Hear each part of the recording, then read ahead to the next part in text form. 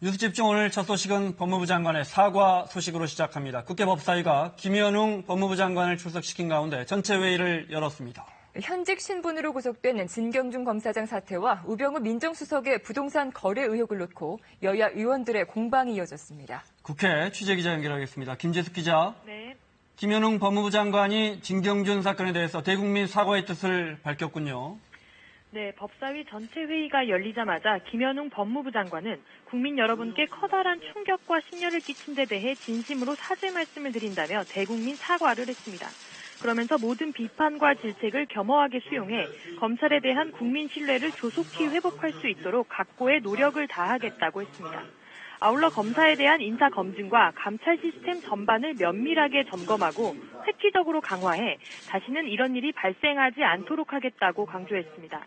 김 장관은 특히 이번 사건의 모든 의혹에 대해 철저히 진상을 규명해 법과 원칙에 따라 엄정하게 처벌하고 범죄 수익 환수에도 만전을 기할 것이라고 약속했습니다. 그러나 여야 의원들의 질타가 쏟아졌는데요. 새누리당 오신환 의원은 법무부 장관 한 명이 사퇴한다고 해결될 일이 아니라며 뼈를 깎는 개혁의 의지가 중요하다고 강조했습니다. 더불어민주당 백혜련 의원은 그동안 벤츠검사 등 수많은 사건이 있었지만 그때마다 똑같은 자체 개혁 방안이라는 꼼수를 폈고 책임도 인정하지 않았다고 비판했습니다.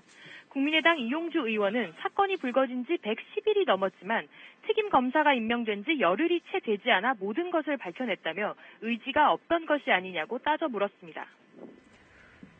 우병우 청와대 민정수석의 부동산 거래에 대한 의혹도 제기가 됐는데요. 여야는 사안이 명확히 밝혀져야 한다면서도 미묘한 차이를 드러냈죠. 네, 그렇습니다. 새누리당 융산직 의원은 우병우 수석은 정상적인 거래라고 하고 언론에서는 의혹이 있다고 하고 있다면서 놔두는 것은 바람직하지 않고 어떤 형태든 밝혀져야 한다고 말했습니다. 같은 당 김진태 의원은 우 수석의 해명을 그대로 믿을 수 없는 혼란스러운 심정이라면서도 우 수석과 진 검사장이 2년 선후배 사이라고 해서 소개를 시켜줬을 것이란 추측만으로는 사람을 죄인으로 몰아갈 수 없다고 선을 그었습니다.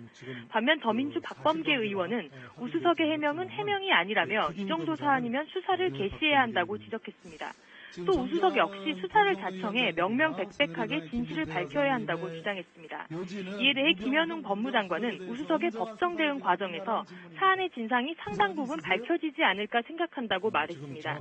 앞서 일부 언론에서 우 수석의 처가가 보유한 부동산을 넥슨이 특혜를 주고 1,300억 원에 샀다고 보도하자 우 수석은 부동산 매매에 자신은 전혀 관여한 바 없으며 정상적인 매매였다고 반박하면서 법적 책임을 묻겠다고 밝혔습니다. 지금까지 국회에서 KBS 뉴스 김지숙입니다.